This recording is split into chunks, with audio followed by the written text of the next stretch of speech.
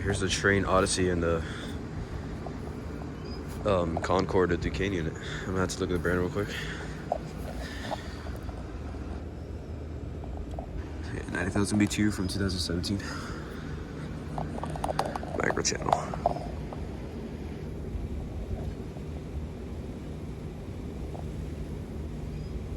It's got a line scroll compressor.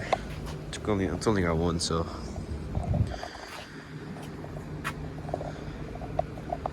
It's got 4 fan blades.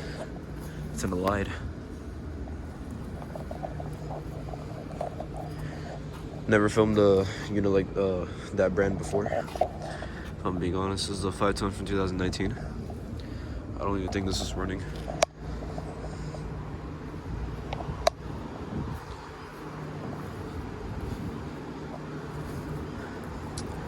Oh, and we're back in Orlando, guys. So there's like more units where that coming from. So yeah. And there's a window unit right there running. So I'm gonna go out to see if there's any more units. Thank you guys for watching.